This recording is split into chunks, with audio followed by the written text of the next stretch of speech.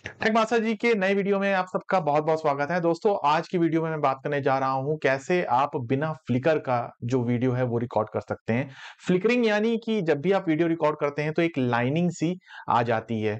अक्सर जब भी आपने आर्टिफिशियल लाइट यानी ट्यूब लाइट हुआ या फिर रात के समय में बल्ब हुआ, जब भी आप अपने कैमरे से रिकॉर्ड करते होंगे तो उसमें कभी-कभी लाइनिंग सी आने लगती है। इसी को हम कहते हैं फ्लिकरिंग। अगर ये फ्लिकरिंग आप भी फेस करते हैं तो इसका सॉल्यूशन आज की वीडियो में हम देखेंगे। और ये क्यों होता है और अपने डीएसएलआर में या फिर स्मार्टफ़ोन में या फिर अपने एक्शन कैमरा में इसको कैसे हटा सकते हैं। तो बिना देर किए शुरू करते हैं आज का वीडियो।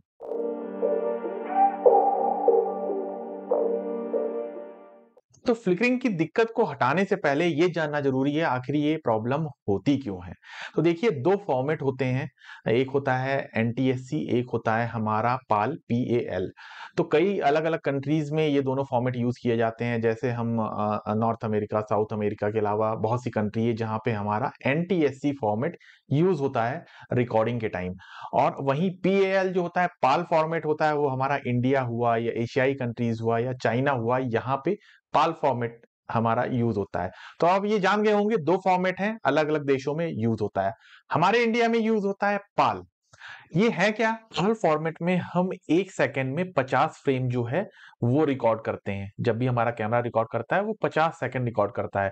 वहीं एनटीएससी में क्या होता है वो 60 सेकंड करता है। जो हमारे इलेक्ट्रिक अप्लायंसेस होते हैं जैसे ट्यूब लाइट हुआ या कोई भी इलेक्ट्रिक अप्लायंसेस हो, इनमें जो इंडिया में अप्लायंसेस यूज़ होते हैं ये हमारी 50 हर्ट्ज़ की जो फ्रीक्वेंसी होती है वो सपोर्ट करते हैं।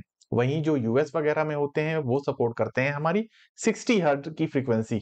अब हर्ट्ज़ का इसका मतलब क्या हुआ? यानी कि एक ट्यूबलाइट अगर आप इंडिया में ट्यूबलाइट यूज़ कर रहे हैं तो 50 बार जलती है और बुझती है। 1 सेकंड में 50 बार जलती है, बुझती है। हमारी जो नॉर्मल आँखें हैं, ये वो देख नहीं पाती हैं, कितनी जल्दी बुझ रही है। लेकिन कैमरे के सेंसर बहुत सेंसिटिव होते हैं। वो इस चीज़ को बहुत आसानी से जान लेते हैं। तो जब आपका कैमरा जो होता है, उसका जो एफपीएस जिसे हम फ्रेम पर सेकंड कहते हैं, उसका एफपीएस और हमारी जो लाइटिंग है उसकी फ्रीक्वेंसी दोनों मैच नहीं होती है तो हमारी ये लाइनिंग साफ-साफ दिखने लगती है।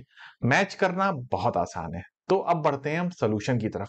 मान लीजिए आपने अपने डीएसएलआर से एक वीडियो रिकॉर्ड किया और वो रिकॉर्ड किया आपने एनटीएससी फॉर्मेट। अब जब आप वो आर्टिफिशियल लाइट में रिकॉर्ड करेंगे तो उसमें वो लाइन आनी शुरू हो जाएगी। तो इसके लिए सबसे पहला सॉल्यूशन है डीएसएलआर के लिए आप पाल फॉर्मेट सेलेक्ट कर लीजिए रिकॉर्डिंग से पहले ही।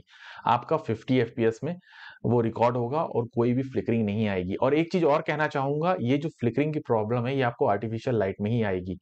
बाहर सूरज की रोशनी जो है जो नेचुरल लाइट है उसमें ये फ्लिकरिंग की प्रॉब्लम कभी भी नहीं आएगी। आप यहाँ पे देख रहे होंगे स्क्रीन में, ये जो वीडियो है ये मैंने रिकॉर्ड किया है 60 एफपीएस में। जबकि जो लाइट यहाँ पे इंडिया में जो लाइट हैं वो 50 हर्ट्ज़ की हैं, तो ये फ्रीक्वेंसी मैच नहीं हो रही है जिस वजह से देखिए फ्लिकरिंग आ रही है। यहाँ पे मैंने ये एक्शन कैमरा से रिकॉर्ड किया है। इवन अगर मैं यही फ्रेम रेट और ज़्यादा भी ले जाऊँगा तब भी ये फ्लिकरिंग का आएगा।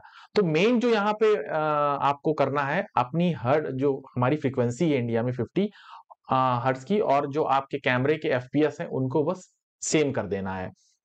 ये तो एसएलआर में ऑप्शन होता है आपके सामने, आप चाहें तो जितना भी जो फॉर्मेट है एनटीएससी और पाल उन दोनों को बदल सकते हैं। लेकिन स्मार्टफ़ोन का क्या है? स्मार्टफ़ोन के जो फ्लैगशिप स्मार्टफ़ोन्स होते हैं उनमें किसी-किसी में तो ये ऑप्शन मिलता भी है, लेकिन नॉर्मल जो फ़ोन्स होते हैं उनमें ये ऑप्शन नहीं होता है।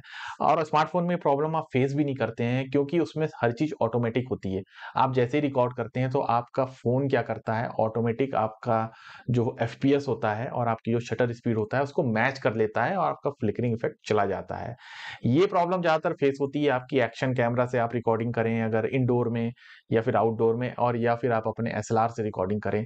तो यहाँ पे मैं एक्शन कैमरा यूज़ कर रहा हूँ और एसएलआर के लिए भी आपको एक्चुअली यही चीज़ करनी पड़ेगी एज़ अ सॉल्यूशन। तो यहाँ पे मैं क्या करूँगा, यहाँ पे मेरे एक्शन कैमरा की जो सेटिंग है मैं इसमें सेटिंग में जाके सबसे पहले तो जो एफपीएस है मैं उसको 50 कर देता हूँ और 50 करने के बाद अब देखते हैं रिकॉर्डिंग करके और आप रिकॉर्डिंग के बाद आप देख रहे होंगे एक भी फ्लिकर नहीं आ रहा है। यानी हमारी जो लाइट है उसका जो हर्ट्ज़ है और मेरा जो एफपीएस है उन दोनों को मैंने मैच कर दिया है और मेरी रिकॉर्डिंग जो है वो क्लीन हो गई है।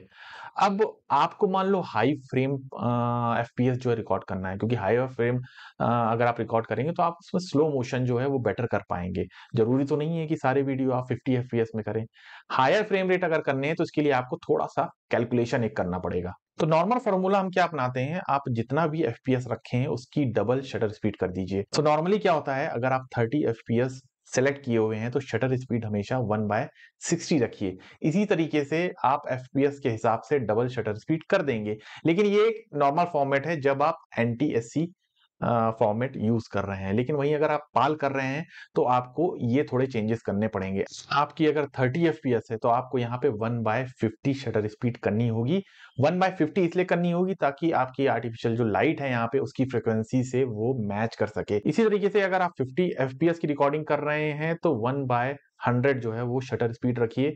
आपकी रिकॉर्डिंग में कोई भी, आपके वीडियो में कोई भी फ्लिकर जो है यहाँ पे नहीं आएगा। तो आज के वीडियो में इतना ही। ये जानकारी आपको कैसी लगी कमेंट में जरूर बताएं, और अगर आप भी इस फ्लिकरिंग इश्यू से जूझ रहे हैं तो आई होप आपको इस वीडियो में इसका सोल्यूशन मिल गया होगा। अगर इससे जुड़ी कोई और जानकारी पाना चाहते हैं तो आप कमेंट सेक्शन में पूछ सकते हैं। जल्द मिलता हूं अगले वीडियो में।